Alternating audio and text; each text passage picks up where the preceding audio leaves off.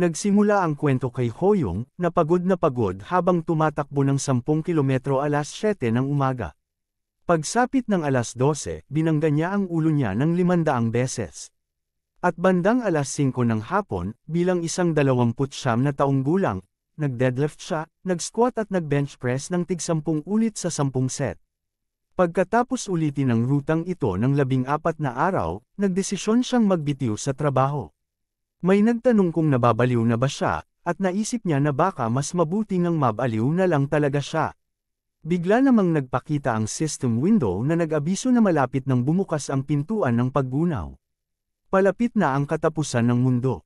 Ang natitirang oras bago bumukas ang pintuan ng paggunaw ay 0 araw, 0 oras, 0 minuto, at 0.5 segundo na lang. Kailangang maghanda ng bida. Ayon sa system, kailangan niyang magsanay ng lakas, cardio, at kendo. Natigilan si Hoyong nang makita ang mensahe, at kinabahan. Kaunting saglit na lang at magugunaw na ang mundo. Nag-abiso ulit ang system na 0.2 segundo na lang ang natitira, at mabilis na nagka-countdown. 15 araw na ang nakalipas, nag-ingay ang mga telepono ng mga tao sa dami ng abisong dumarating. May emergency message na dumating bandang alas 6:30 ng gabi, sa paligid ng bundok ng Wenshan, na nag-uutos sa mga residente na lumikas agad. Mga 51 minuto pasado alas 4 ng hapon, nakakita ng mga halimaw sa bundok ng Sir Axton at gumagalaw na ito papalapit. Sa Shimgak Park, may natanoring mga halimaw. Sunod-sunod na ipinadala ang mga emergency message sa lahat ng telepono. Lumabas sa internet ang isang real-time video na pinamagatang, "Totoong may halimaw." Kitang-kita ang isang lalaking takot na takot habang nagla-livestream, at biglang lumingon. Pasigaw niyang sinabi na totoong may halimaw. Humarap siya sa kamera at nagtanong sa mga manunood kung dapat ba siyang lumapit pa. Nagkagulo ang chat, sabi nila lumingon siya sa likod. Nagbiro siya na naglaliko lang sila, at nakita niyang hindi gumagalaw ang halimaw.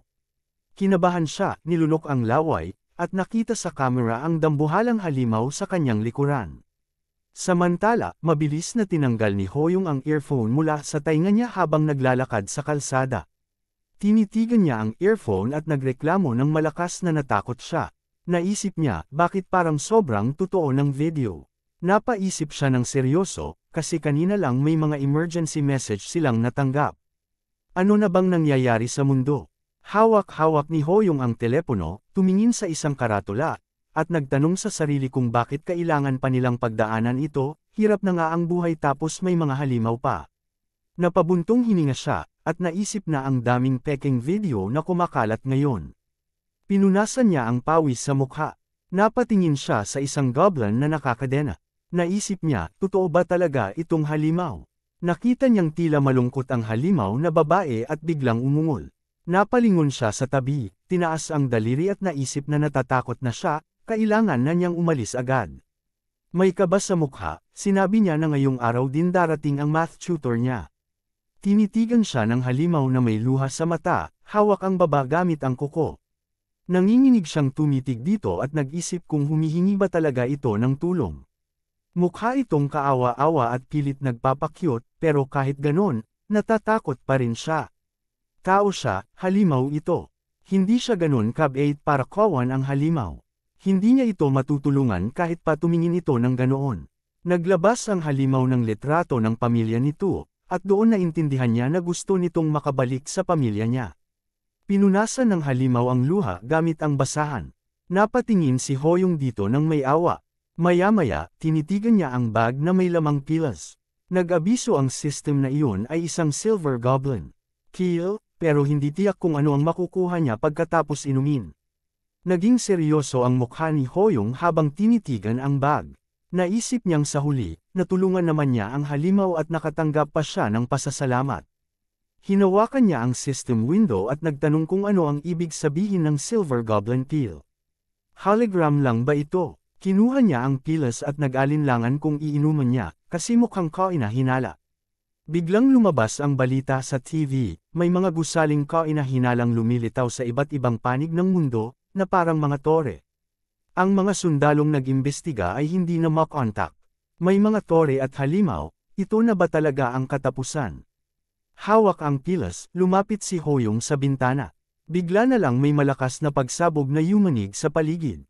Nataman siya sa mukha ng mga lumilipad na debris at napasigaw, "Ano to?" Tumakbo ang mga tao sa takot mula sa gumuguhong gusali. May isang lalaki na nakatutok ang telepono sa tainga, sabay turo sa harap ng may gulat. Nakahandusay ang sasakyan sa tabi ng mga wasak na gusali at usok, pero matayog pa ring nakatayo ang tore, balot ng kaunting usok. Narinig sa balita na maging sa Korea, may lumitaw ring tore. Nasa balkonahe si Hoyong, nakatingin sa tore na nasa liwanag, at mahigpit niyang hinawakan ang kamao. Nag-abiso ulit ang system na ang Silver Goblin Pill ay hindi tiyak ang epekto. Habang hawak ang pilas, naisip niya na baka ito ang kauna-unahang beses na gagawa siya ng isang bagay na ganito kabaliw. Nilunok ni Hoyong ang pilas, inangat ang ulo at biglang nabalot ang katawan niya ng liwanag. Lumutang ang tuwalya sa leeg niya dahil sa asul na aura. Namutok ang ugat sa mukha niya at kumislap ng asul ang mga mata niya. Nag-abiso ang system na natanggap niya ang Sage status window na magpapakita ng pinakamainam na paraan para mabuhay sa sitwasyon niya. Tumitig siya sa kumikislap na screen na lumitaw sa harap niya. Sa kalangitan, iniunat niya ang kamay, tila nagulat sa librong balot ng aura. Nang mahawakan niya, nag-isip siya kung libro ba talaga ito. Binuksan niya ito at tumingin sa liwanag na nanggagaling dito. Ang librong iyon ay napunta sa system window. Nag-abiso ulit ang system na malapit nang bumukas ang pintuan ng paggunaw. Pagkaraan ng kaunting oras, naisip niya na sinunod nga niya ang payo. Nagdesisyon siyang talikuran ang lahat at tumutok na lang sa pag-ensayo sa loob ng 15 araw. Tinitigan niya ang harapan, may butil ng pawis sa mukha. Nag-abiso ang system na bumukas na ang pintuan ng paggunaw. Nakaupo siya sa lupa, nakatukod ang kamay, at napaisip, ito na ba talaga ang katapusan? Tinignan niya ang nagliliyab na espada at naisip na iba ito sa inaasahan niya. Nag-abiso ang system na nagsisimula na ang laro. Kasalukuyang nagsisimula ang training, at matagumpay na pumasa si Hoyong sa class determination test. Ayon sa abilidad niya, inalok siya ng pinakaangkop na class, isang combat swordsman. Napatingala siya at napasigaw, "Ano to?" Nag-abiso ang system na kailangan niyang buksan ang status window para malaman pa. Tinaas niya ang kamay at naisip na ang dami niyang kailangang basahin. Nag-abiso ang system ng detalye ng katangian niya. Hawak ni Hoyong ang espada, ngumiti at sinabi, "Combat sword," napagtanto niyang dito na talaga nagsimula ang lahat. Kailangan niyang mabuhay sa kagubatan ng 60 minuto o maghanap ng butas para makatakas. Naisip niya na sa mga laro, karaniwan ay binibigyan sila ng oras para makasanayan muna ang laban. Pero nag-abiso ang system na dahil sa Sage status window, matuturuan siya ng training na may pinakamataas na tsansa ng pag-survive. Kailangang gamitin ang buong 60 minuto para pumatay ng maraming halimaw. Hindi inirerekomenda ang tumakas dahil makakasagabal ito sa pag-level up niya.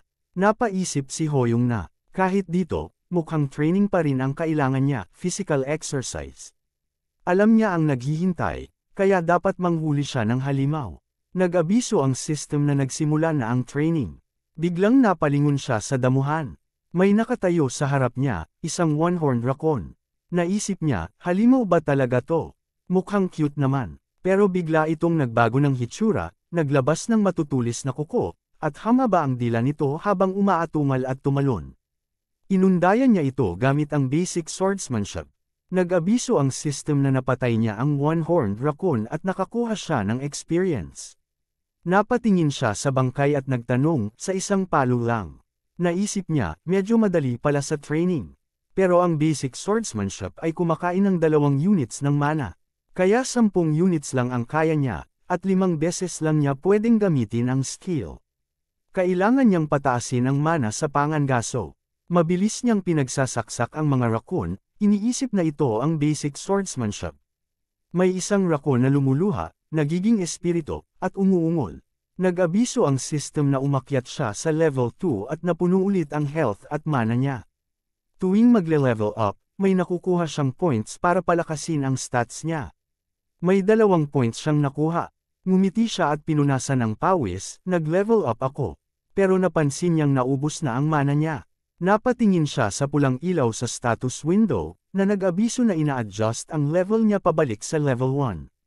Dahil sa Sage status window, mas mabagal siyang magle-level up kaysa sa iba. Napakunot noo siya, penalty ba ito? Hindi siya makapaniwala na nawala lang bigla ang level niya. Paano na siya babalik sa level 2? Tumawag siya ng status window, at nagulat na may points pa rin siyang available. Napaisip siya, baka hindi ganun kasama. Sa halip, baka ang Sage status window ay parang bug na malakas sa laro. Muling lumaban si Hoyong sa ilang mga kalaban. Makikitang nabalik na naman ang antas niya sa 1. Pero napansin niyang hindi nawawala ang mga available na puntos. Nanggigigil niyang sinara ang kamao habang iniisip na habang tumataas ang antas, mas mahirap na ang pag-level up. Pero kung gagamitin niya ang bug, madali niyang mapapalakas ang kanyang mga stats. Kapag sapat na ito, doon na siya magsisimulang mag-level up sa normal na paraan. Hinimas ni Hoyong ang kanyang baba, nag-isip sandali, at sinabi sa sarili na susubukan niyang taasan ang kanyang mga stats. Meron siyang 4 na puntos. Bilang isang mandirigmang gumagamit ng espada, pinakamainam daw na dagdagan ang lakas at liksi. Ang lakas ay magpapalakas sa kanyang mga atake, at ang liksi naman ang tutulong sa kanyang mabilis na pagkilos at pag-iwas. Iniunat niya ang daliri sa system window at naisip na liksi ang mas kailangan niya ngayon. Ipinabatid ng system window na nadagdagan ng 4 na unit ang kanyang sensitivity points. Biglang bumagsak sa lupa ang isang raccoon at sumigaw ng malakas. Ayon sa system window, napatay niya ang isang one-horned raccoon. Hinawakan ni Hoyong ang hawakan ng kanyang espada at naisip na hindi sapat na malakas na halimaw ang one-horned raccoon, kahit pa sa pagsasanay. Kaya niya itong patayin kahit pa gamit lang ang paunang stats. Muli siyang pinayuhan ng system window na gamitin ang buong 60 minutong itinalaga upang makapatay ng mas maraming halimaw. Habang nakatayo siya sa gitna ng mga bangkay ng raccoon, naisip niya na ang tanging tanong ay kung ilang one-horned raccoons ang kaya niyang matagpuan sa takdang oras. Sinabi niyang mas madali na raw ngayon ang paghahanap sa mga ito matapos niyang dagdagan ang kanyang sensitivity units. Muling nagpakita ang system window at sinabi na umabot na sa 20 units ang kanyang sensitivity. Napangiti siya at inisip na tila kaya na niyang maramdaman pati ang lakas ng ibang tao. Nakatitig siya sa unahan, puno ng determinasyon. Biglang nag-abiso ang system window na isang hidden quest ang na-activate, kailangan niyang patayin ang lahat ng halimaw. Pagharap niya, nakita niya ang isang dambuhalang alpha raccoon na may pulang aura. Ayon sa system window, kailangan niyang patayin ang isang level 2 one-horned alpha raccoon. Nagtaka si Hoyong kung anong uri ng halimaw ito. Bigla itong tumalon ng mabilis, sinipa ang lupa ng malakas. Sa likod ni Hoyong, isang maliwanag na pagsabog ang sumabog. Sa gulat ay tumalon siya pasulong, gamulong at lumapag gamit ang kamay. Pawisan siyang humihingal habang nakaalalay sa lupa. Naisip niyang sobrang bilis ng alpha raccoon. Tila rin daw itong rhino o isang klase ng halimaw na ibang-iba sa mga naunang raccoon. May pulang liwanag sa mga mata ng alpha raccoon habang muling sumugod. Determinado si Hoyong, mabilis siyang umatake at tinaga ito gamit ang kanyang espada. Ipinahayag ng system window na napatay na niya ang boss ng one-horned alpha raccoon, natapos na niya ang hidden quest, at ginantimpalaan siya ng ginto. Pagod na pagod siyang tinaas ang kamay at sinabi na sana'y maging level 7 na siya pagkatapos nito. Ipinahayag ng system window na tapos na ang pagsasanay. Kinaikit niya ang mga mata, sinarado ang kamao, at naisip na hindi niya inakalang ang isang oras ay ganun kahaba. Napatitig siya sa unahan, naguguluhan. Tinanong niya kung tapos na ba talaga. Sa pagdilat, nasa isang pulang silid siya na may ibang tao. Naisip niyang nasa ibang lugar na siya. Isang lalaki ang lumapit sa mga tao at malakas na ipinahayag sa mikropono na matagumpay nilang natapos ang pagsasanay. Nasa lobby na raw sila ng tore, sa lugar na tinatawag na District C2567. Napatingala si Hoyong at nagtaka kung anong klaseng lugar iyon. Habang nililibot ang paligid, nabilang niyang May 14th na lalaki at 11 na babae. Naisip niyang sila rin marahil ay napunta rito matapos tapusin ang kanilang training. Habang nakatayo sa ilalim ng maliwanag na ilaw, napansin niyang nagsimula ng magpanik ang mga tao. Naiintindihan niya ito, sa isang iglap ay nagbago ang buong mundo. Kung hindi lang niya alam na darating ang katapusan ng mundo, baka ganun din ang naging reaksyon niya. Tumingin siya sa kanyang kamao, buo ang loob, at inisip na ang pinakamahalaga ay huwag magpadala sa takot. Alam niyang kakayanin niyang makalabas ng buhay. Isang babae na tinatawag na Level 3 Yesel ang napatingin sa unahan at nagtanong kung anong lugar ito. Si Kunkum, isang Level 55, ang sumagot, ito raw ang tore ng katapusan ng mundo. Nagulat ang lahat, agad silang tumingin kay Kunkum. Ngumiti ito at tinaas ang dalawang kamay na may tigdalawang daliri, at malakas na nagpakilala bilang cute na bayani ng tore at tagapamahala ng lower floor. Nagkagulo ang mga tao sa pagtataka. Tinanong nila kung totoo bang bata lang ito na nakasuot ng bunny costume. Isang lalaki, galit ang mukha, ang nagtanong kung siya ba ang nagdala sa kanila rito. Napabuntong hininga si Kunkum at inisip na tama lang ang ganong reaksyon. Itinaas ni Hoyong ang kamay at nagtanong kung totoo bang ito na ang katapusan ng mundo. Kung ganun, ano raw ang dapat nilang gawin? Itinuro siya ni Kunkum at sinabing maganda ang tanong na iyon. Kasunod nito, bigla siyang lumakas ang boses at may nakakatakot na ekspresyon, ipinaliwanag niyang lahat ng naroon ay kasali na sa isang laro kung saan nakataya ang kanilang mga buhay. Nang inag ang mga tao sa takot, tinanong nila kung totoo bang buhay nila ang kapalit. Nakangiti si Kunkum sa nakakatakot na paraan at sinabing ang lahat ng nasa mundo ay narito na sa tore. Kailangan nilang magtulungan upang makumplito ang bawat misyon sa bawat palapag para makaakyat pataas. Muling nagtanong si Hoyong, seryoso ang mukha, kung maaabot ba nila ang itaas, maaari ba silang makabalik sa dati nilang buhay. Ngumiti si Kunkum, inilagay ang mga kamay sa pisngi, at sumagot ng malakas, hindi ko alam. Gulat si Hoyong at muling nagtanong, kung ganon, anong saysay ng pag-akyat? Tumalikod si Kunkum, inilagay ang mga kamay sa batok, at habang naglalakad ay sinabing hindi kailangang laging hanapan ng kahulugan ang lahat. Ang tanging dapat nilang malaman, ang kamatayan ang naghihintay sa mga mananatili sa ibaba. Lumiko si Kunkum, seryoso ang tingin, at sinabing maraming tao na ang namatay sa training pa lang. Kinabahan si Hoyong. Bakit hindi niya ito naisip? Training lang iyon, pero marami na ang hindi nakaligtas. Nang maalala ang nakaraan, nang inig siya sa takot. Ibinuko ni Kunkum ang mga braso at nagtanong kung may gusto bang pumatay sa kanya. Kailangan daw niyang mamatay upang makauwi. May espesyal na gantimpala para sa sinumang tutulong. Napakunot noo si Hoyong. Iniisip niya kung isa itong patibong. Hindi mukhang malakas si Kunkum, pero level 55 ito, imposibleng matalo. Mas mabuting panoorin muna niya ang mangyayari. Habang iniisip niya ito, lumitaw ang system window. Ayon dito, kailangan niyang tulungan ang manager ng lower floor upang makauwi ito. Pinagpawisan si Hoyong habang hawak ang espada. Tanong niya sa sarili, totoo bang kailangan niya talagang tulungan ang manager? Maaari ba niya itong atakihin? Sa ngayon, wala pa namang ipinapakitang masama ang training. Pero, pagsisisihan ba niya ito? Ngunit bago makalapit kay Kunkum, may isang lalaking umabant at nagsabing, gagawin ko. Tinaas ng isang lalaki ang kamay at ngumiti. Sinabi nito na kung gusto talagang mamatay ng manager, tutulungan daw niya ito. Tinignan niya ang kuneho at sinabing, ano sa tingin mo? Galit si Hoyong at naisip na naunahan siya ng lalaki. Muling nagsalita si Kunkum. Malakas ang boses, masaya ang mukha, sinabing makakauwi na siya, agad na bumunot ng espada ang lalaki at ngumiti sa masamang paraan. Sabi niya, huwag kang magsisisi, dahil papatayin kita ng napakasakit. Itinaas ng lalaki ang espada at umatake, pero mabilis siyang sinuntok ni Kunkum sa mukha. Sa lakas ng suntok, lumakas ang pagsabog at lumipad ang dugo. Napalingon ang mga tao sa takot. Nagbago ang itsura ng Kunkum at pakunwering sinabi na hindi niya sinasadyang sumuntok pabalik. Nagulat ang mga tao sa kalakasan nito. Isang munting kunho ang nagbago ang anyo sa ganitong kalaki. Napasigaw si Yesel, tinakpan ang ulo habang lumuhod. Sinabi niyang patay na ang lalaki. Si Hoyong, nanatiling nakatayo, natakot. Naisip niyang pwede sanang siya ang nasa pwesto ng lalaki kung nauna siyang umaban. Nagbalik sa normal na anyo si Kunkum at nakangiti habang taas kamay.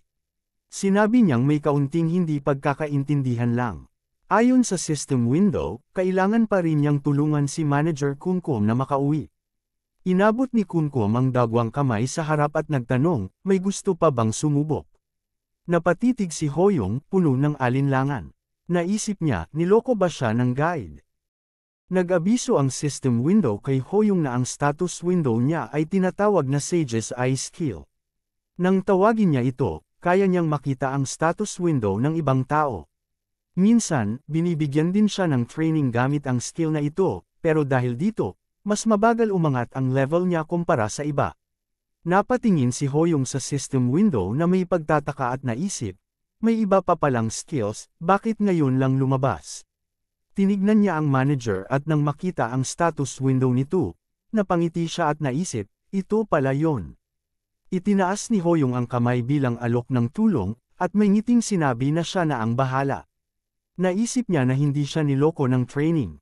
Si Kumkum naman, hinawakan ang baba na may ngiti at sinabing level 1 lang daw si Hoyong. Sabi ni Hoyong, hindi mahalaga ang level kung mabuting gawa ang layunin. Tumango ang manager na may nakakatakot na tingin at sinabing tama siya. Ibinuko ni Kumkum ang mga braso at malakas na sinabi na dapat ay pauwiin na siya agad. Si Yesel, buo ang loob na iniunat ang kamay at malakas na sinabi na delikado iyon.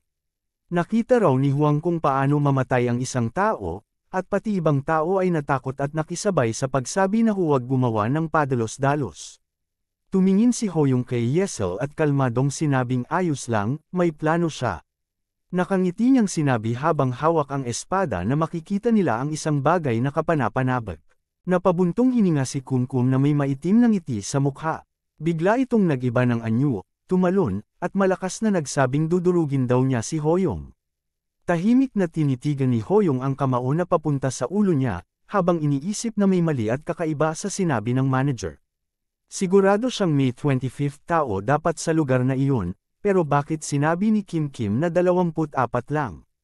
Mali ba talaga iyon? Sa palagay niya, hindi ito pagkakamali. Ang takot na dala ng pagharap sa level 55 na halimaw, at ang pangamba na maaari silang mapatay, lahat ng iyon ay sinadyang palabasan. Naisip na ni Hoyong ang tunay na dahilan kung bakit maling numero ang sinabi ni Kumkum. Mabilis na inundayan ng manager ang kamao, yumanig ang lupa, at kinabahan ang mga tao. Dumaan ang kamao nito sa ulo ni Hoyong. Nagulat si Kumkum nang makita ang maliwanag na kidlat. Kalmado namang tinaas ni Hoyong ang kamay at hiniwa ng espada ang katawan ng manager. Napagtanto ni Hoyong na ang totoo, 24 lang naman talaga ang tao sa lugar na iyon mula pa sa simula. Nag-abiso ang system na hologram lang pala ang tao, gawa ni Kim Kim.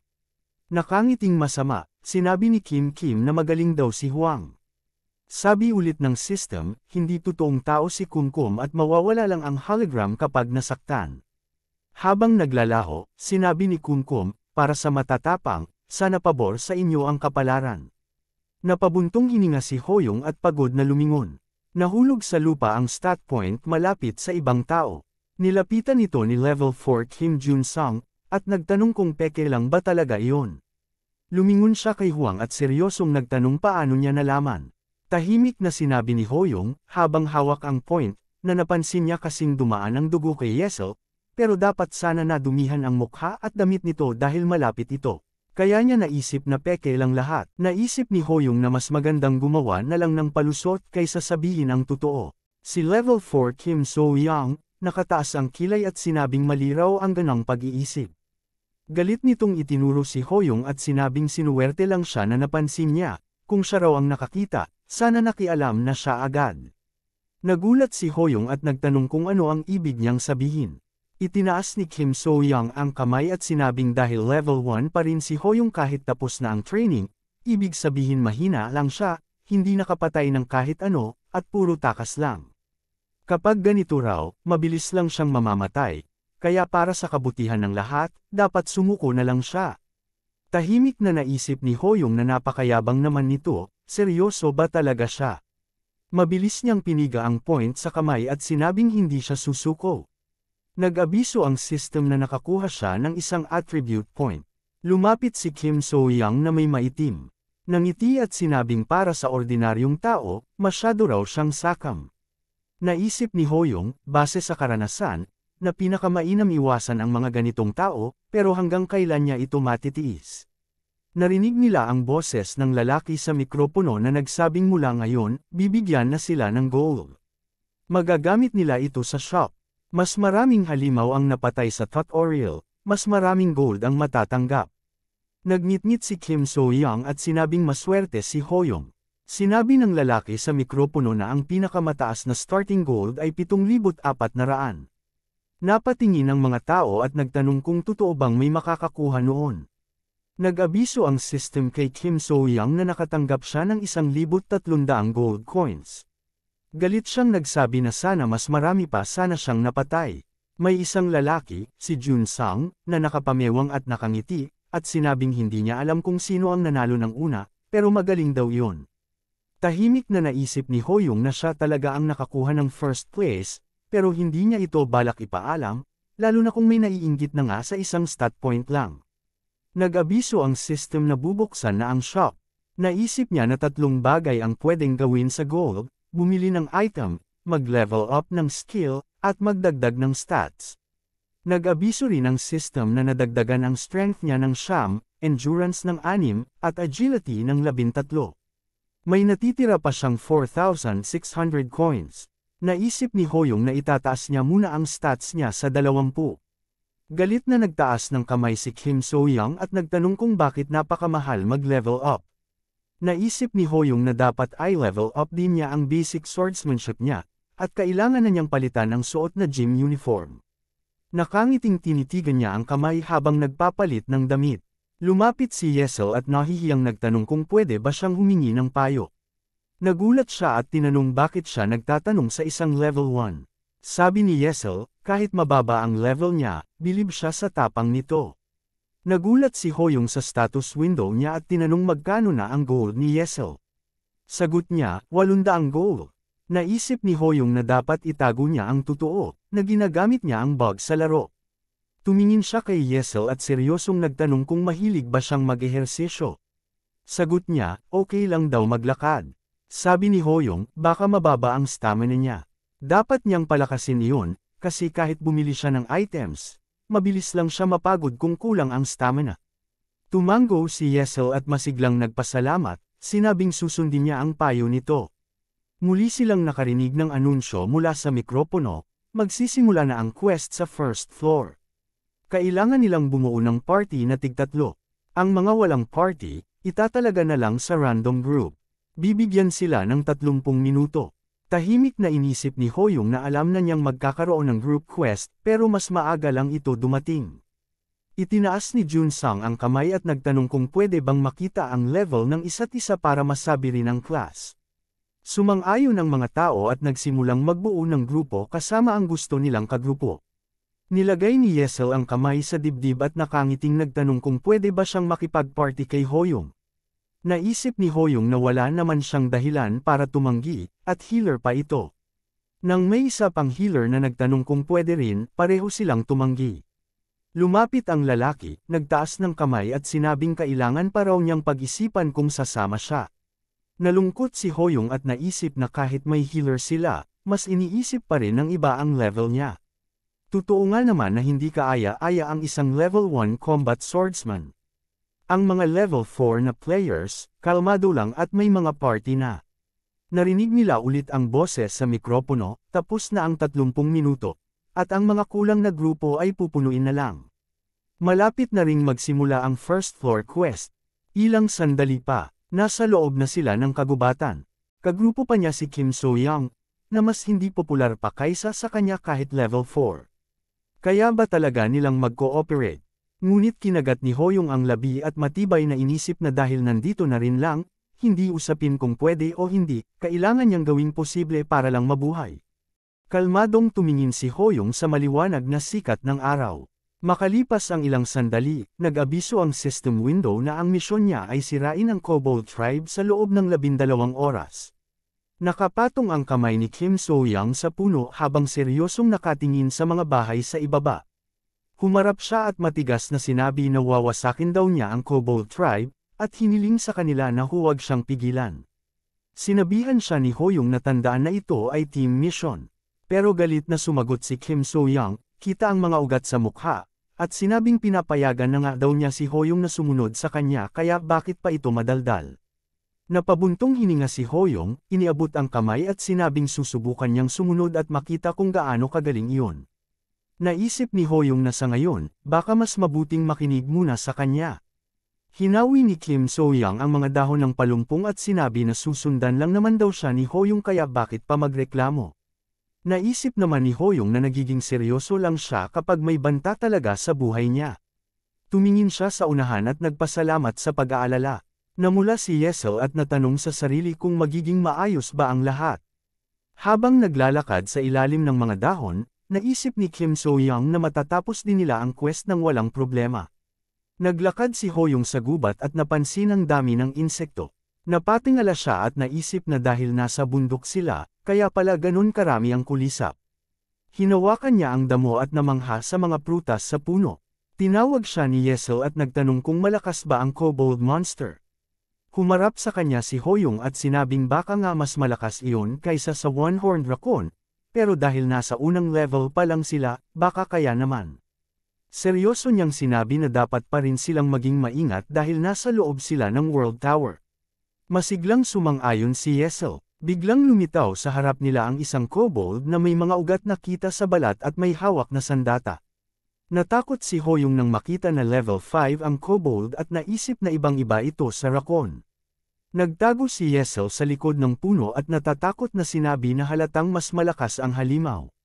Tinanong niya si Hoyong kung anong gagawin nila. Habang nakayuko sa likod ng damuhan at nakapatong ang kamay sa tuhod, sinabing alam na niya, una, susuriin muna ang paligid baka may iba pang kobold. Naglakad si Kim So-young at mayabang na sinabing natatakot lang daw si Hoyong kaya nagtatago. Pero bago pa siya makapagsalita ng tuluyan, bigla siyang tumalon papunta sa kobold. Nagulat ang kobold, pero agad siyang sinuntok ni Kim So-young at sinabing, kaya kita, nasa level 1 ka lang. Nanunood lang sina Hoyong at Yesel. May masamang ngiti si Kim So-young habang paulit-ulit niyang sinusuntok ang mukha ng kobold. Pero nakatayo pa rin ang halimaw. Muling itinaas ni Kim So-young ang kamao at sinuntok ulit ng malakas. Pinapanood ito ni Hoyong pero naisip na hindi niya inasahang ganito katigas ang ulo ni Kim So-young.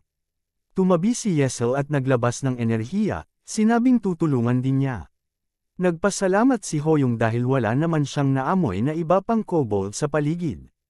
Pinagaling ni Yesel ang HP ni Kim So-young. Naisip ni Hoyong na baka talagang kaya nilang talunin ang kobold dahil may healer sila. Ngunit napaisip si Hoyong, nagtataka kung bakit mahina ang damage ng suntok na binibigay ni Kim So-young kahit mataas ang strength nito ayon sa profile. Iniisip ni Hoyong kung may weakness ba si Kim So-young na hindi pa niya alam.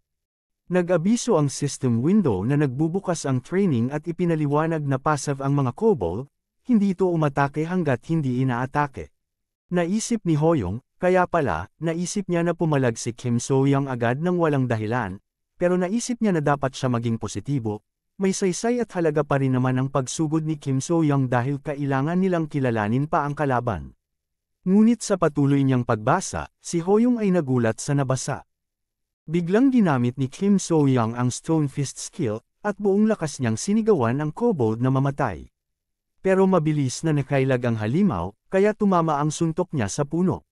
Bumagsak ang puno at tumama sa ulo ng isa pang kobold na nakatalikod. Lumingon ito ng galit at sumugod pabalik para umatake. Nagulat si Kim So-young at napaisip na delikado na ang sitwasyon nila. Dalawa na ang kobold na sumusugod sa kanila. Napatingin siya sa direksyon ni Hoyong, nagtataka kung nasaan na ito. Nakita niyang wala si Hoyong sa damuhan kaya nainis siya at inisip na baka tumakbo na ito. Inatake na sila ng dalawang kobold kaya napilitan silang umiwas at lumaban sa abot ng kanilang makakaya. Pero natalisod si Yesel sa isang bato kaya natambo siya at napaupo. Natakot siya at nataas ang kamay para ipangtanggol ang sarili. Itinaas ng kobold ang sandata para tamaan si Yesel, pero biglang may lumipad na mansanas mula sa likod. Hinati ito ni Hoyong gamit ang espada, at tumalsik ang katas ng mansanas. Nag-activate ang basic swordsmanship, at nataman ang kobold. Nang itim ang katawan nito na parang nalasan, at sumabog ang halimaw. Nag-abiso ang system window na nakapatay si Hoyong ng level 6 kobold. Nakahinga ng maluwag ang grupo nang makita nilang natalo na ang dalawang kobold. Nagulat si Kim So-young at hindi inakala na darating si Hoyong. Si Yesel naman ay napangiti sa tuwa nang mailigtas siya nito. Ngumiti si Hoyong, at sa isip niya, naalala niyang mansanas ang kahinaan ng mga kobold. Napansin niya kasi kanina na habang kinakain ng mga insekto ang mansanas, hindi ito ginagalaw ng mga halimaw kaya naisip niyang kakaiba iyon. Naglabas siya ng poisonous apple mula sa kanyang inventory at naisip na ito ang sagot para matapos ang quest sa unang level. Naglabas din ng guide ang status window at sinabi na mahina ang kobold sa lason, kaya dapat silang mangolekta pa ng lason mula sa bundok at gamitin iyon. Tinanong ni Hoyong si Yesel kung ayos lang siya, at bagaman nakaluhod, ngumiti ito at sinabing ayos lang siya dahil sa tulong niya. Sinabi ni Hoyong na buti na lang at dumating siya bago pa dumami pa ang kalaban. Masaya si Yesel at nagpasalamat. Galit na lumapit si Kim So-young at itinuro siya, sumigaw na simpleng task lang iyon pero nagtatago raw si Hoyong. Nang siya na raw ang sumugod at nakipaglaban, saka lang dumating si Hoyong para kunin ang last hit. Nagtaka si Hoyong kung bakit ganoon ang sinasabi ni Kim So-young at naisip na parang hindi nito kayang basahin ang sitwasyon. Pagdating sa Kobold Village, naglakad si Kim So-young na may masamang ngiti at inisip na siya ang pinakamahalaga sa laban. Sinugod niya ang mga kobold pero nasuntok siya ng isa. Nagalit siya rito at ginamitan ng napakalakas na enerhiya ang kalaban. Samantala sila Yesel at Hoyong naman ay sunod-sunod na nakakapatay ng kalaban ng walang kahirap-hirap, ninas si Kim So-young dito. Napatanong siya sa kanyang sarili kung bakit napakadali lang para sa kanila ang laban na ito. May biglang hamampas sa kanyang ulo dahilan para mapabagsak siya sa lupa. Kanan at kaliwa ang hampas at kalmo sa kanya na nagdulot ng sobrang sakit. Napapikit siya habang tinatakpan ang ulo pero nagulat nang hindi na niya maramdaman ang sakit. Nakita niyang nagkakawatek-watek ang mga katawan ng kobold, pinatay ito ni Hoyong. Inabot ni Hoyong ang kamay niya, seryoso ang mukha, at sinabing konti lang ang natulungan niya at ngumiti. Napatitig si Kim So-young saglit at sunod na tumawa rin, lumuluha, at sinabing, Hoyong, kuya kita.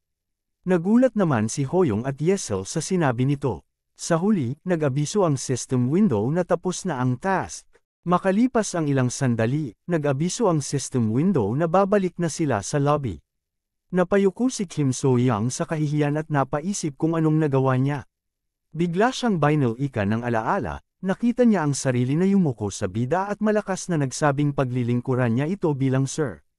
Pagbalik niya sa katinuan, naisip niyang tinawag niyang sir ang isang baguhan lang sa level 2. Tiningnan niya si Hoyong na nanginginig sa galit, at naisip niya na ang tanging gusto niyang paglingkuran ay ang kanyang boss. Kung malaman ito ng iba, siguradong tapos siya. Isa siyang lalaki kaya hindi na niya mababawi ang sinabi niya. Tumingin ang bida sa kanya at naisip kung kailangan ba niyang pumunta ng banyo o ano. Itinaas ni Yesel ang kamay habang umiikot ang tingin, sabay sabing parang wala pang ibang tao doon. Tayo ba talaga ang nauna?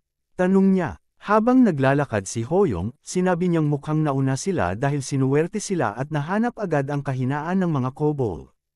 Namangha si Kim So-young at napaisip, kami ba talaga ang first place? Itinaas ni Yesel ang kamao na may kumpiyansang tingin at malakas na nagtanong, anong swerte? Dahil lahat yun sa obserbasyon niya. Hindi ko naman naisip na gumamit ng lason. Medyo nahihiya, tinaas ng bida ang kamay at sinabing, kung wala ang suporta mo, mas mahihirapan sana kami. Naisip ni Hoyong na para siyang mandiraya. Nilinggan niya ang ibang mga manlalarong lumalabas mula sa mga portal. Kalma namang sinabi ng bida na mukhang bumabalik na rin ang ibang grupo. Hindi ba ito sina Junsang at Junho? Baka nahanap din nila ang may lason na mansanas. Sana makabalik pa ang iba, naisip niya. Nilapit ni Lee Jae-chyo ang kamay sa bibig at malakas na sinabi, may isa pang grupong nakabalik. Nilingan ng mga tao ang mga manlalarong napaluhod sa harap ng portal at napasigaw ng papuri, ang gagaling nila. Iniabot ni Yesel ang kamay na may takot sa mukha at nagtanong, paano yung ikatlo?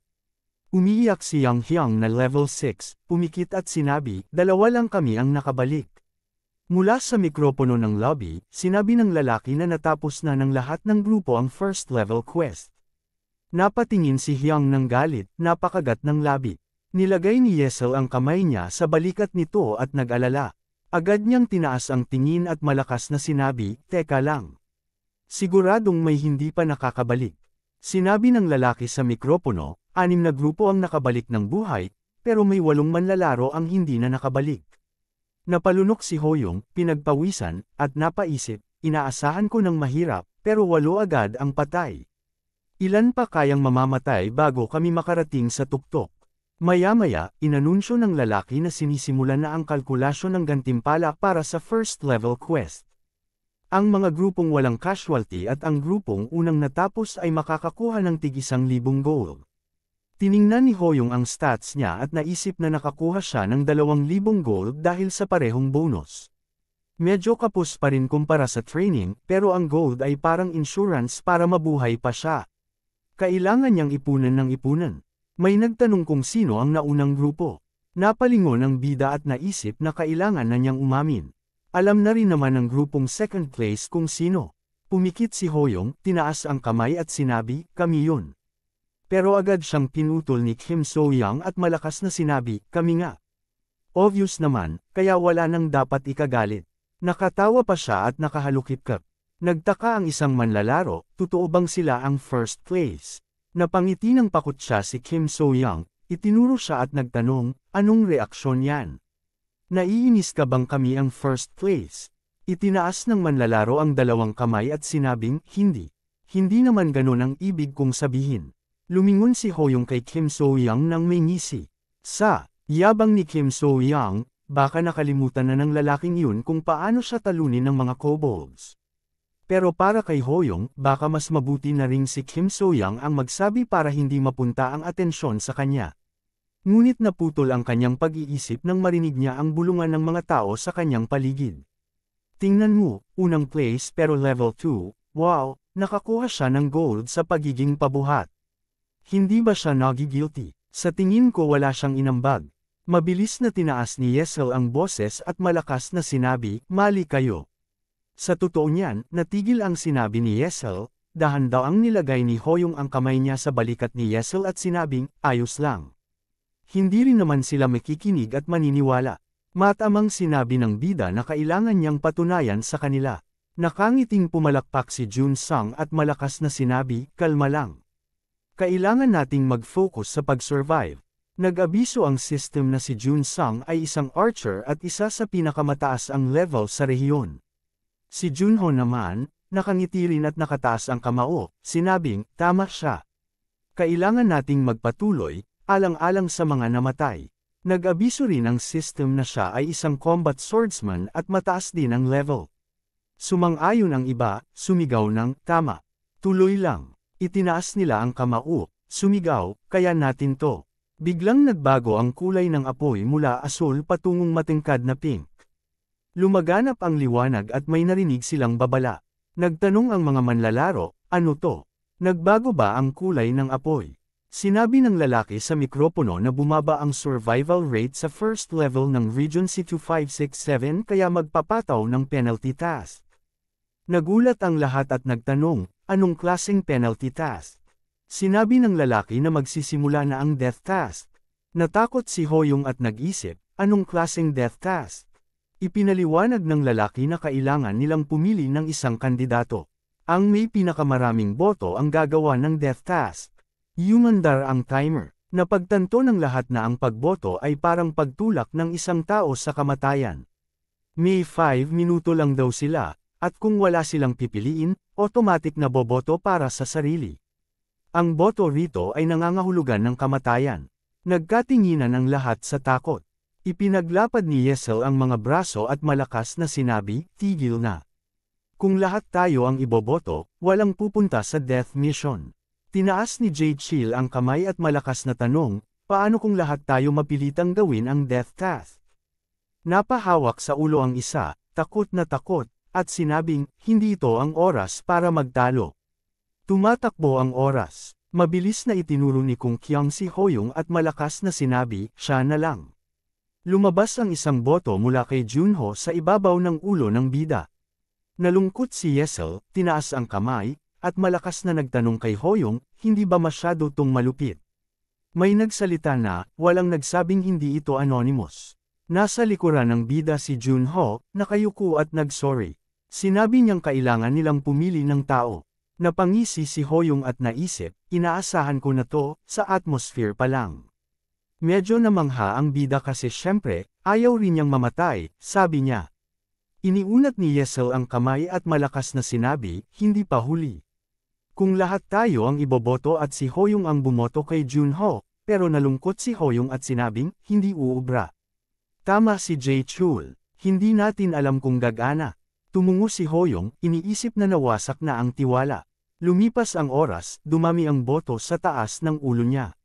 Naisip ng bida na marami mang dahilan, pero ang pinakaugat nito, mababa ang level niya. Nawawala na ang paniniwalang dapat protektahan ng malakas ang mahina. Nawala ang kasinungalingan at lumabas ang tunay na ugali ng tao.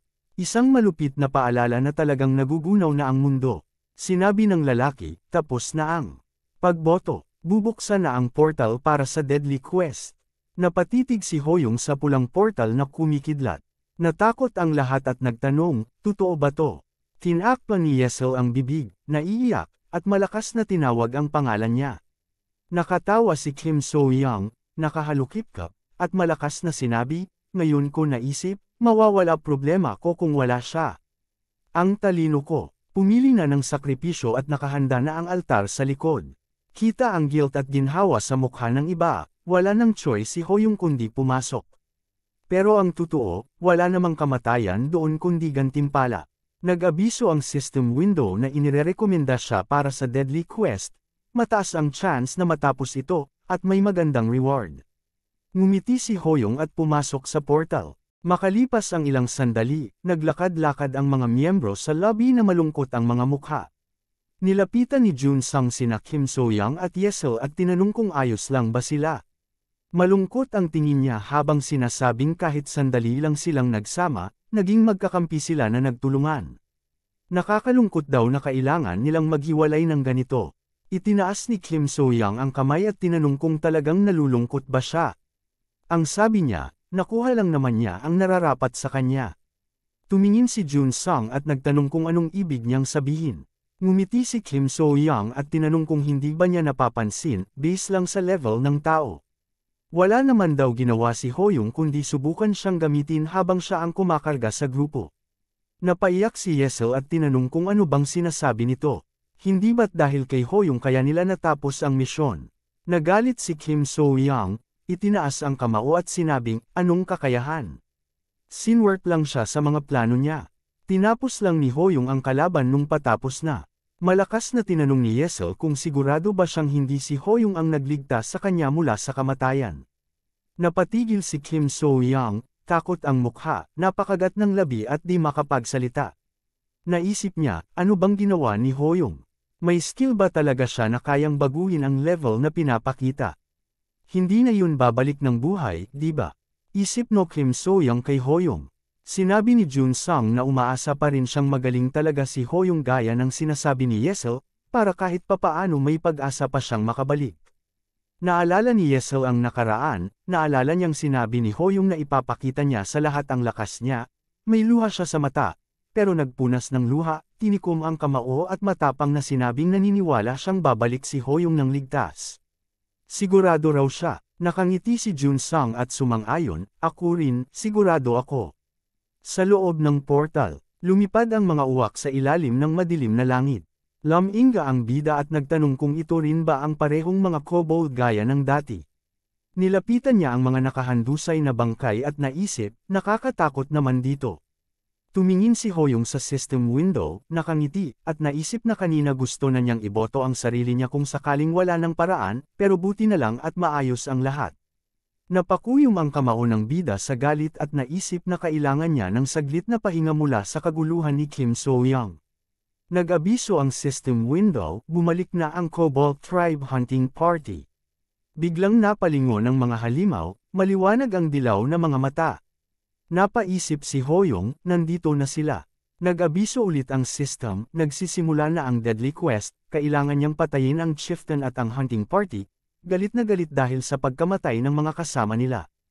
Ang 12th level Kobold Chieftain, buong lakas na umatungal, nakabuka ang bibig. Naisip ng bida, Ang boss na ito, tunay na halimaw. Nag-abiso ang system na ang chieftain ang boss ng dungeon na ito, isang level 12 na halimaw na gaya ng ibang kobold, mahina sa lason. Piniga ni Hoyong ang mansanas sa kamay, pinatak ang lason sa espada, at naisip, 12th level na boss kasama ang ibang kobolds, halos imposible ito. Kung iba raw ang nandito, baka sumuko na lang. Galit na itinuro ng kobold ang sibat kay Hoyong at umatake. Nakaiwas ang bida, itinaas ang espadang may lason, at ginamit ang basic swordsmanship. Mabilis niyang napatumba ang ilang halimaw. Ngumiti siya at naisip, iba ako. Maya-maya, nang wala ng ibang halimaw, malakas na sinabi ni Hoyong, tingnan natin kung anong klaseng boss ang deadly quest na to. Matapang siyang humawak sa espada, nilampasan ang malalakas na hangin, at hinarap ang chieftain. Umatake ang bida, pula ang aura ng espada, pero nakatalon ang boss. Palayo at nasalag ang atake gamit ang patalim. Naisip ni Hoyong na nakapagpahina pala ng tama ng espada niya sa pamamagitan ng pagtalon palayo ng halimaw. Grabe, may ganitong galaw ang boss. Ngunit naguluhan siya nang biglang tumakbo ang boss papunta sa kagubatan. Naisip ng bida, tumatakas ba ito? Sinundan niya ito, parehas na silang tumatakbo. Sinasaksak niya ito ng espada habang tumatakbo at pabawas ng pabawas ang buhay niyo. Nagtaka si Hoyong, boss ka ba talaga? Parang matatapos agad ang laban. Pero sinabi niyang maganda iyon kung matatapos agad. Sinaksak ng bida ang chieftain ng malakas, umaapoy ang espada sa aura. Pero napansin niyang hindi tuluyang bumaon ang espada. Napatigil si Hoyong at tumingin ng gulat. Ang boss, hindi gumagalaw at parang nakatingin lang sa pulang buwan. Damilat ito ng pula ang mata, galit ang mukha, namumukol ang mga ugat. Itinaas ang tingin sa langit habang natatakpan ng itim na ulap ang pulang buwan. Bigla nitong sinaksak sa dibdib si Hoyong ng buong bilis na hindi inaasahan ng bida. Sa lobby, nakangiting sinabi ni Kim So-young na wala na silang magagawa sa taong patay na. Nakahalukip-kap siya at sinabing siya raw mismo ang magbubuhat at magliligtas sa kanila sa mga susunod na palapag o floors. Pumikit si Yesel at nagdasal. Tiningnan siya ni Kim So-young, naiinis, at tinanong, hindi mo ba alam ang ibig sabihin ng kamatayan? Patay na siya, ba't ka pa nagdadasal? Galit na tinawag ni Yesel ang pangalan niya at malakas na sinabi, kahit ganito ang mundo, dapat may konsensya ka pa rin. Yumuko si Yesel, nilapat ang kamay sa sahig, at malakas na tanong, paano kung bumalik ng buhay si Hoyong? Naguluhan si Kim So-young at malakas na sabi, as if may chance. Hanggang huli ganyan ka pa rin ba? Tanong niya ulit, may mali ba akong sinabi? Nagulat ang mga tao, portal ba yan? Napatingin silang lahat, natigil si Yesel sa narinig. Tumingin silang lahat at nakita nila ang bida na lumalabas ng portal. Ang iba ay nabigla at nasayahan sa pagbalik nito. Nakita nila si Hoyong na bumalik na sugatan sa dibdib. Ipinahayag ng announcer sa mikropono, ang manlalarong sumabak sa Death Quest, nakabalik ng buhay. Nakangiti si Hoyong at naisip, nakabalik ako. Kanina sa labanan, nag-abiso ang system, delikado ang kobold chieftain kapag namumula ang mata. Sugatan si Hoyong, nag-alala, totoo bang pula na yung mata niya? Agad siyang tumalon palayo, pinigilan ng bida ang pagdurugo, determinadong tumingin sa halimaw. HP ng chieftain, 27%, naisip niya. Kailangan ko lang ng isang tama, pero paano? Tumatakbo sa kanya patungo ang boss ng mabilis at malakas. Tumingin lang si Hoyong, hawak-hawak ang kanyang dibdib. Tutusukan siya ng boss ngunit nakaiwas siya at nabutas ng halimaw ang puno. Naisip niyang parang ginawang tokwa ng halimaw ang puno sa lakas ng puwersa nito. Biglang naisip si Hoyong habang sinasabi iyon. Naisip niya na kung hindi kaya ng espada ang pader, kaya naman ito ng pako. Sabi niya na inakala niya na ang espada ay para lamang sa paghiwa ng kalaban, ngayon ay susubukan niyang mangtusok gamit nito. Huminga siya ng malalim, sinunggaban ang pagkakataon. Nagtakbuhan sila papalapit sa isa't isa, nagsanib ang bigat ng katawan niya at ang bilis ng boss. Bumangon ang malakas na enerhiya, yumanig ang lupa. Tumalon ang boss, maliwanag ang mata at espada sa kamay. Naisip ng bida, tututukan ko sa isang punto lang. Ipinwesto niya ang espada at tinarak ng malalim, binutis ang katawan ng chieftain. Ngumiti si Hoyong, gumana. Nag-abiso ang system na dagdag ang piercing sa second level ng basic swordsmanship, kaya may slashing at piercing na siya. Natapos niya ang deadly quest.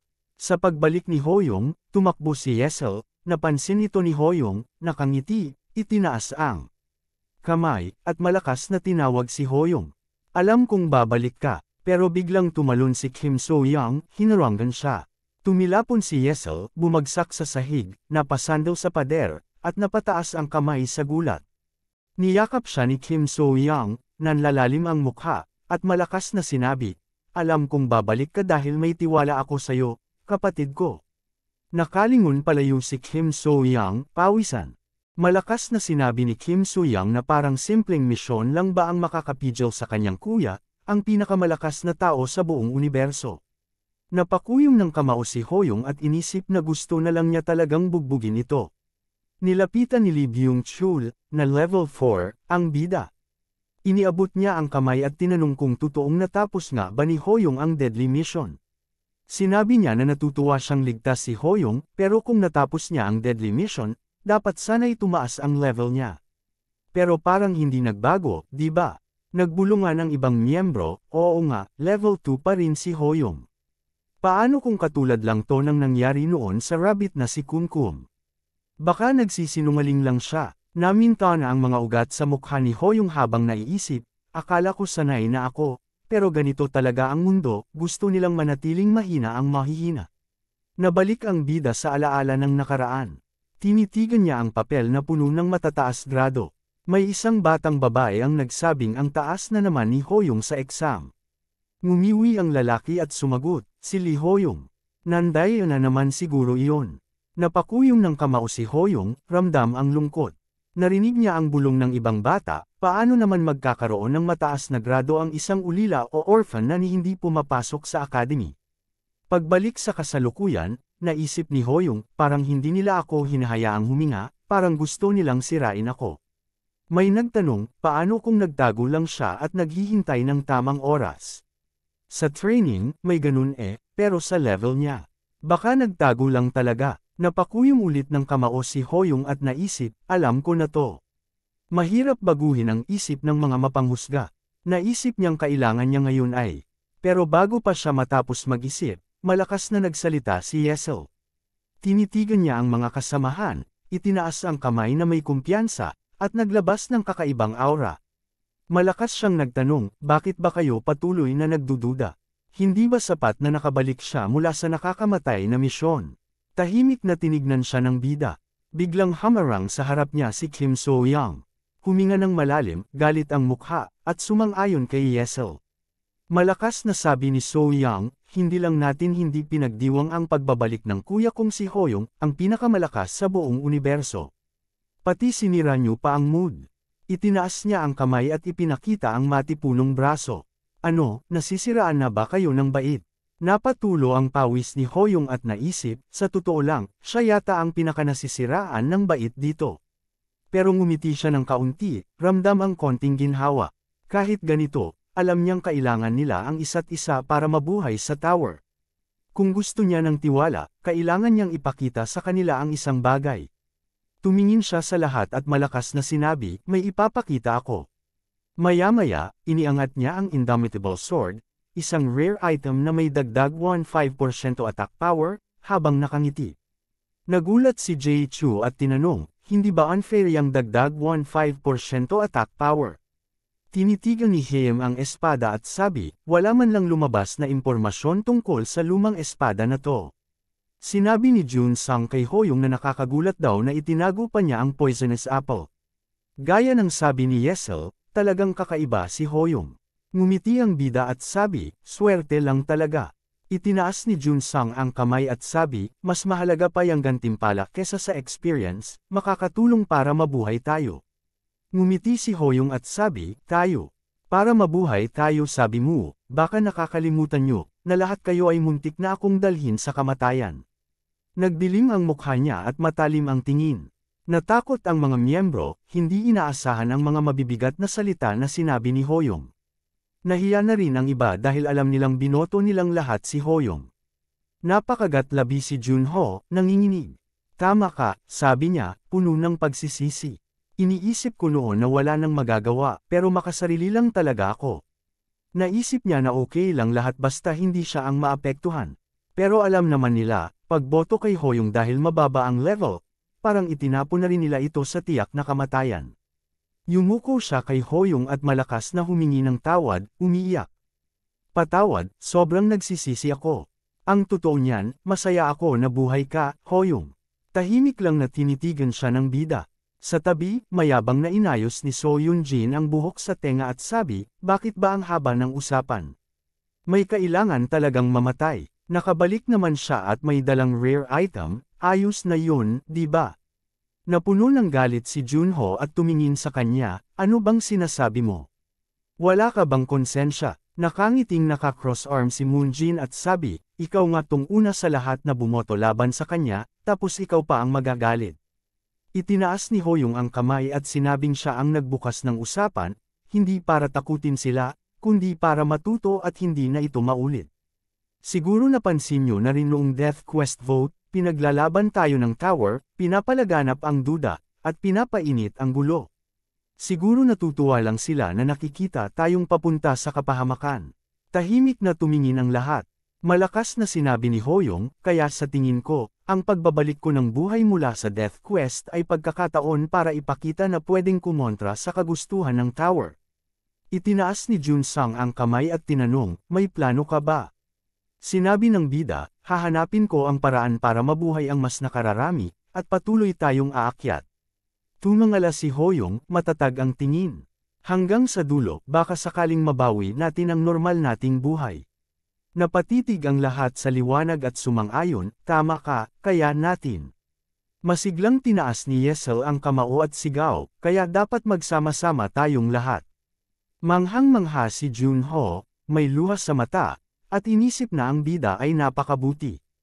Hindi dapat nila ito hinusgahan base lang sa level. Biglang lumitaw si Kumkum, na ikinabiglan ng lahat, malakas ang buntong hininga, at nagsabi ng, pasensya na.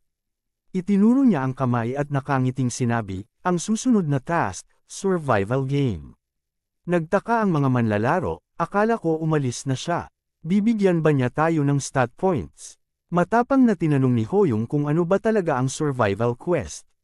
Ngumisi si Kumkum, nakakatakot ang tingin. Second level quest, Battle Royale sa pagitan ng 15 players dito mismo. Nanlamig ang mga kalahok sa narinig, lahat sila ay may iisang ekspresyon, mga nagulat. Itinaas niya ang dalawang daliri, low level pa lang, kaya light entertainment, lang daw para sa inyo. Huwag malungkot, ipinaliwanag niya ang rules, may 16th players at tig-iisang doppelgangers, bale sila ay may kamukha, kaya 32 lahat. Kailangang patayin ang mga doubles. Pareho sila ng stats at alaala, kaya mahirap. Pinakamahalagang rule number 3, kung ang player ang pumatay sa double niya, walang reward. Pero kung pumatay ka ng ibang player, makakakuha ka ng stat points at gold. Masayang pinagdikit ni Kumkum ang mga palad. O, pagkakataon na to para sa inyo. Nagulat ang mga manlalaro, gusto niya lang tayong magpatayan. Itinaas ni Kumkum ang kamay, huling rule, bawat 30 minutes na walang pinapatay, lahat kayo dadalhin pabalik sa lobby at haharap sa malaking kapahamakan. Naglaho siya, biglang may malakas na kidlat na tumama sa gitna ng platform. Natakot ang mga manlalaro, ano bang balak niya? Nakita nila ang kamay na lumalabas sa portal, may lumalabas. Kinabahan ang bida, wag mong sabihin, isang dambuhalang halimaw na unknown level ang mabilis na lumingon sa kanila, inaabot ang kamay. Nagkagulo ang mga miyembro at nagsimulang tumakbo. Nanginginig si Hoyong, napakuyom ng kamao. Gusto ba talaga ng halimaw na to na labanan namin siya? Isang napakalakas na bug zone ng enerhiya ang tumama sa lupa, winasak ito at binalot ng kulay ubing usok ang paligid. Nakahandusay ang mga manlalaro habang tinitingnan ang bakas sa lupa. Napakuyom ng ngipin si Hoyong, itinukod ang mga kamay para protektahan ang kanyang mga kasama, at tumingin pabalik. Kitang-kita niya ang dambuhalang kamao ng halimaw na mabilis na papunta sa kanila. Galit ang kanyang mukha, iniisip na literal na sakuna ito. Takot na takot ang ibang manlalaro, sumigaw, hirap na nga tayo sa unang level, yan pa kaya. Paano na to? May isang babae, umiiyak at humihingi ng saklolo. Ayoko pang mamatay. Tumingin sa gilid ang bida at naisip na delikado na, nagkakagulo na ang lahat. Biglang itinutok ng halimaw, na may pulang aura sa mata, ang kamao nito kay Koyan, 17 anyos, na nakaupo sa lupa. Napasigaw si Koyan sa takot. Agad siyang sinagip ni Hoyong, binuhat at tumalon pasulong. Napakuyom ng ngipin si Hoyong at galit na sinabi, ni hindi pa nga nagsisimula ang mission sa second floor. Si Kunkum, nakangiti, ay nakahiga lang sa lupa at tinakpan ng ulo gamit ang mga kamay. Kinabahan ang bida at naisip, baka palabas lang Anvi lahat ng ito para ihanda kami sa misyon at maisip kung gaano kaseryoso iyon. Ngumiti ng bahagya si Hoyong at naisip kung ganoon, patikim pa lang ito ng pangalawang floor mission, hindi talaga nito kami sasaktan o papatayin. Ngunit nagbago ang reaksyon ni Hoyong mula sa bagsik ng halimaw, nil-iPad sa ere ang mga manlalaro. Si Jun Sang, matatag ang tingin, ay nagpakawala ng palaso. Si Kim So-young, galit na galit, ay naghagis ng bato ng malakas. Tumama ang mga atake nila sa kamay ng halimaw pero halos walang pinsala. Napatingala si Jun Sang, kahit anong atake, walang epekto. Si Hoyong, lumalabas ang ugat sa mukha, ay nagduda, totoo ba to? Hindi pala ito palabas lang. Papatayin ba talaga tayo? Si Yesel naman, nagpadala ng mana para pagalingin ang mga sugatan, pero sumigaw, wala na akong mana. Napalingon si Hoyong, kita ang dilaw na aura sa kanyang mata, at inisip na wala pang namamatay, pero hindi iyon ang magiging kaso sa pagtagal. Galit na tinignan ni Junho ang kamao ng halimaw na paparating. Aatake na naman siya, sigaw niya, matatag na sinabi ng bida, atras tayo. Mabilis siyang tumangala. Alam niyang wala siyang panahon mag-alinlangan. Hindi na niya iisipin ang iniisip ng iba. Sinubukan pa siya pigilan ni Junho. Ngunit matatag na si Hoyong at naisip na, kung hindi ko siya mapipigil, mamamatay tayong lahat. Naisip ng bida, pagsamahin ang Indomitable Sword at Thrusting Blow, hindi ko alam ang kalalabasan. Galit na galit ang mukha niya, tinaas ang espada na nakabalot sa aura. Kumikinang ang kanyang mga mata habang ibinuka ang bibig, itinataas ang kamay hawak ang espada. Sinaksak ni Hoyong ang kanyang espada, isang matinding bagsik ng enerhiya ang bumuga at lumikha ng malakas na hangin. Sa pinaghalong Indomitable Sword at stab o saksak, baka may epekto ito sa kalaban kahit papaano. Nagulat ang lahat nang makita nilang nahati ang kamay ng halimaw sa mga alon ng enerhiya na parang hangin. Napatitig pataas ang bida, hawak ang espada, habang ang mga kasama niya, tuwang-tuwa, nagtataas ng kamao at sumigaw ng kanyang pangalan.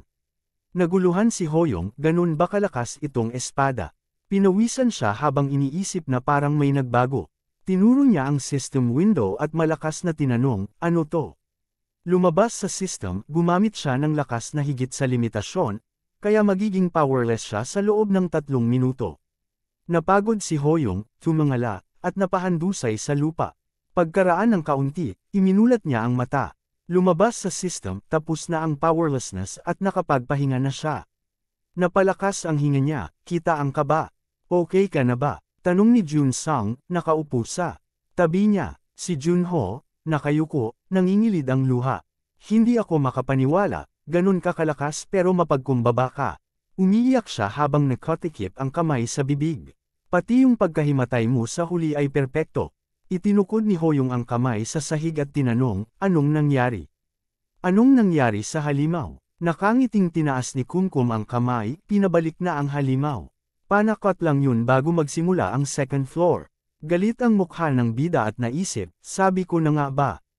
Nakangising nakakatakot si Kumkum, medyo boring, di ba? Halos mamatay kayo pero magkakasundo pa rin kayong lahat. Sa susunod na laro, kailangan niyong pumatay bawat 30 minuto. Nilagay niya ang mga kamay sa pisngi, ibig sabihin, baka nasa tabi mo na ang papatay sa'yo ngayon. Nagkatinginan ng takot ang mga manlalaro. Kumaway si Kumkum, ipinasok ang isang paa sa portal, at sinabing tapos na ang trabaho niya.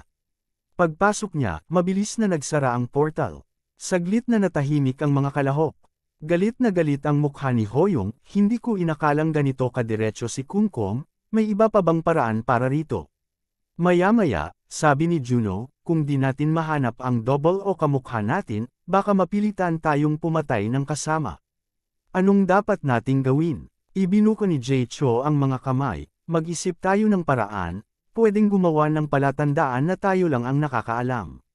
May isang nagsabi, kung lagyan natin ng marka ang katawan natin. Pero nag-alala ang mga manlalaro, pareho ng alaala o memories ang double natin. Tumayo si Hoyong, nakatawid ang mga braso, at tiwala ang boses. Tinawag niya ang lahat kung kaya napatingin sila sa kanya. May paraan ako, seryoso niyang sabi. Nagulat si Yesel, anong paraan? Tumayo si Hoyong, ako lang ang sasabak sa mission. Nagulat ang lahat. Ipinaliwanag ni Hoyong, magtipon lang kayo sa pinakamataas na bahagi ng second floor. Kapag may makita kayo maliban sa akin, ibig sabihin double yun, at pwede nang patayin. Nagtaas ng kilay si Sechan, isang level 8 na military class at dating special forces. Yan na talaga ang plano mo. Nakangiti, medyo mayabang si Yunjin, alam kong malakas ka kahit mababa ang level mo. Pero bakit kami susunod sa'yo? Malakas na sagot ni Hoyong, naalala nyo ba sabi ni Kumkum? Kung pumatay ka ng double, walang reward. Pero kung pumatay ka ng player, may stat points at gold. Gusto ng tower na magpatayan tayo, seryoso niyang sabi. Pero ako, ayaw ko nang sumunod sa laro ng tower at makipaglaro. Sa tingin ko, ito ang pinakamabuting paraan. Nagtanong si Anjan, bakit pinakamabuti? Ngumiti si Junsang, sang-ayon ako. Makakatulong ito para mabawasan ang damage. Ngunit may tanong si Junsang, pero Hoyong, sinabi mong iwan ka namin sa tungkulin na ito, ibig ba sabihin nito ay kaya mo makilala ang double? Ngumisi ang bida, syempre, oo. Lumabas sa system, nagsimula na ang second floor mission. Kailangan ng at least isang patay bawat 30 minutes. 16 players at 16 na doubles. Si Kim So-young, napakuyom ng kamao, at galit na sabi, magtipon daw sa pinakamataas na lugar nang walang ginagawa. Kahit na si Hoyong ang nag-utos nun, hindi ba sobra na to? Ayoko umakyat ng bundok. Natahimik siya nang may maramdaman sa likod, mabilis siyang nagtago sa likod ng puno. Inihanda niya ang kamay para sa kung sino man ang darating. Tinawag siya ni Hoyong, nakangiti, ang laki mong tao, tingin mo ba hindi kita makikita sa likod ng puno na yan? Natutuwa si Kim So-young, tinakpan ang bibig, at nakaramdam ng ginhawa. Ikaw lang pala yan, Hoyong. Akala ko isa kang double, natigil ang sinasabi ni Kim So-young nang bigla siyang hiwain ni Hoyong sa gitna. Nakataas ang espada ni Hoyong, duguan ang mukha, at seryoso ang tingin sa harap. Maraming salamat mga kazen. Abangan ang susunod na kabanata. Please like at i-share sa mga friends mo at ayain silang mag-subscribe kung nagustuhan mo ang ating kwento ngayon. Maraming salamat po.